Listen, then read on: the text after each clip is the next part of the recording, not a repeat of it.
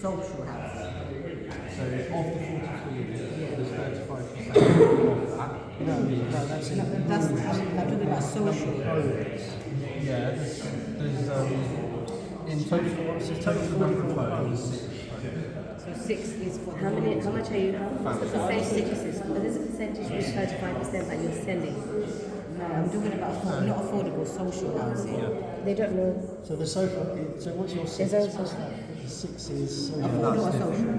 Affordable or social housing? Because there's two different. Yeah, that's the affordable housing total. 6.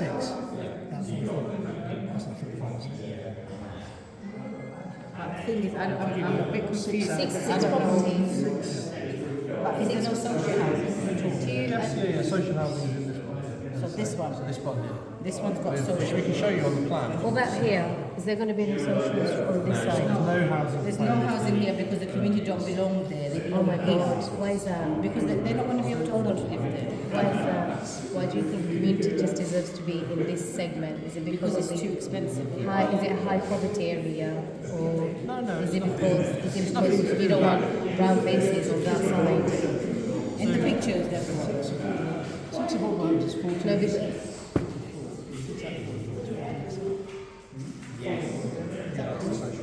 So basically, these are office and cinemas. We can't. It's 14%, not 44. what's It says 35%.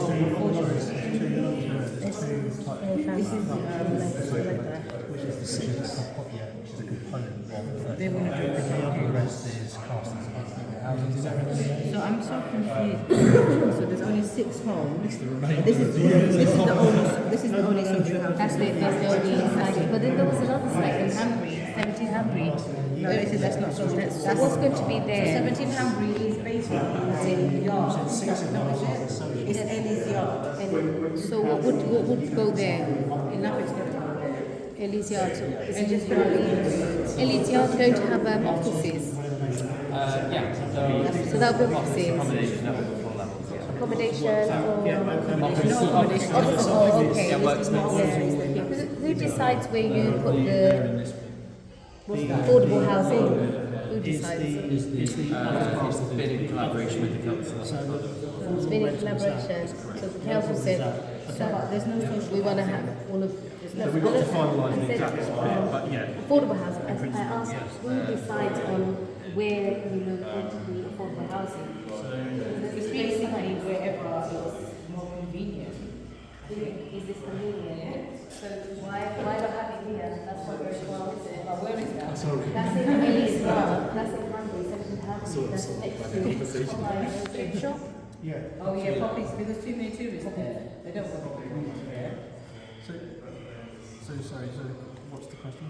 So who decided that the residential areas, like for affordable housing or for the residents of the ward, who decided that all of them are going to be located in this segment of the development, not here, why not have 10 here, 10 here and 10 here?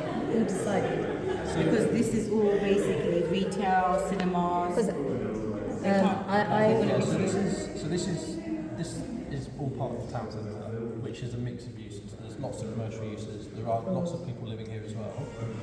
This site has been a commercial site for over No, 100 not all, years. no. This site.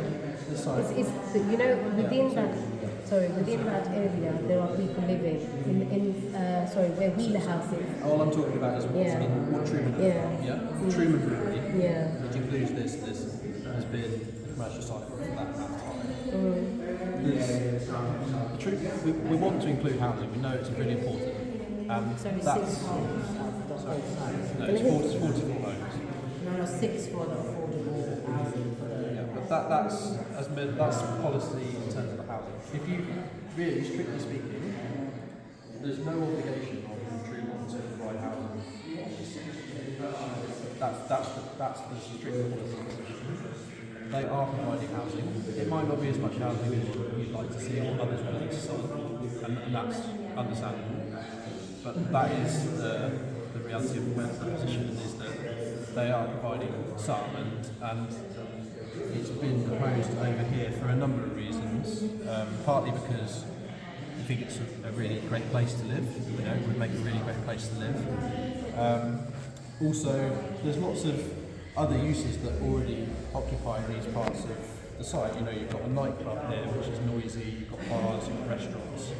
So actually putting housing in this area of the site next to a nightclub is not really the best place for people to live. So we've factored all of that in, as well as obviously the aspirations of what Truman want, which is to be really part of this neighbourhood, but also to be predominantly providing jobs, to be providing leisure opportunities. Jobs for For the community. what type of jobs?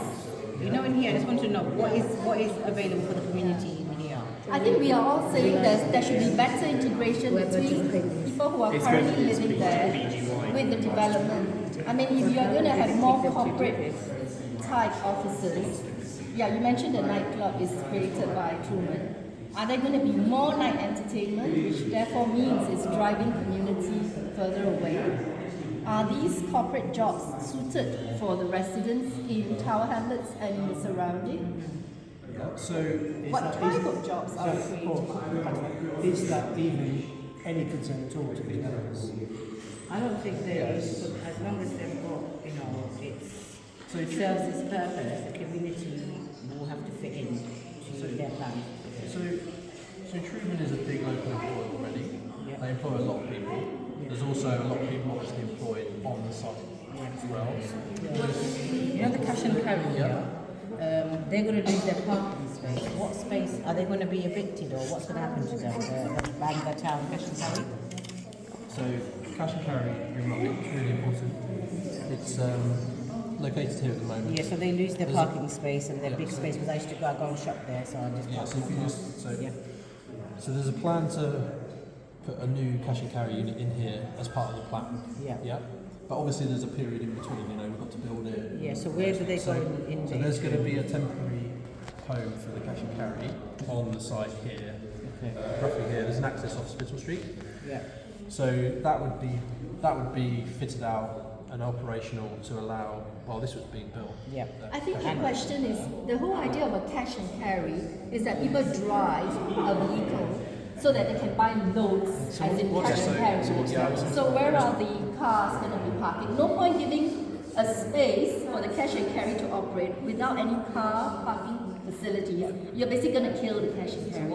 And It's is cash there- and carry by nature of the channel, because I'm in marketing. The nature of the cash and carry, people buy loads in their cars. Yes, that big bag of cars.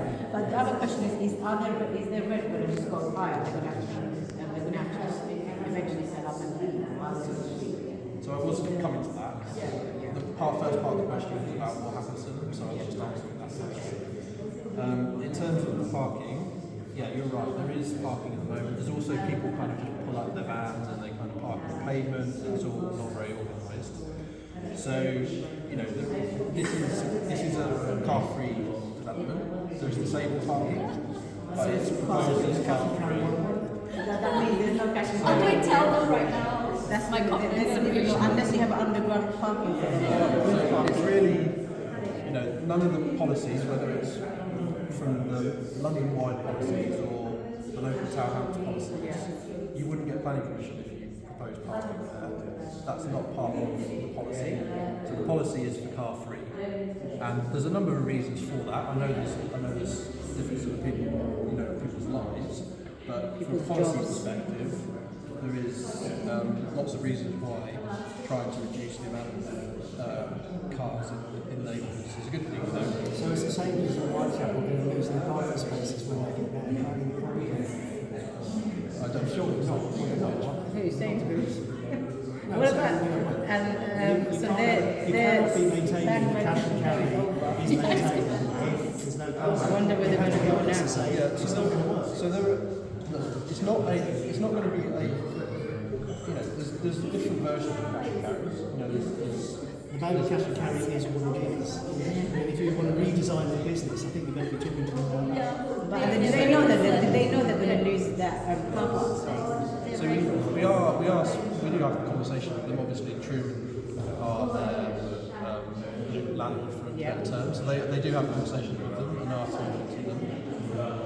But this is there is change. There's disruption with development, and that is part of the process. It's not going to be exactly what it is now in the future, but there is still going to be cash and carry on the site that will operate. We'll have a frontage shop front off on Hanbridge Street, and it will be a unit. There'll be an opportunity for loading and unloading right by the entrance. But yeah, the future of these kind of projects. But is their rents going to change as well? Because obviously you're going to be doing all the building works and stuff, so their rent's going to go higher. Their rent's going to increase drastically. Yeah, I don't know what the terms of their lease is, so I can't really comment on that. I'm just like, it's just small businesses.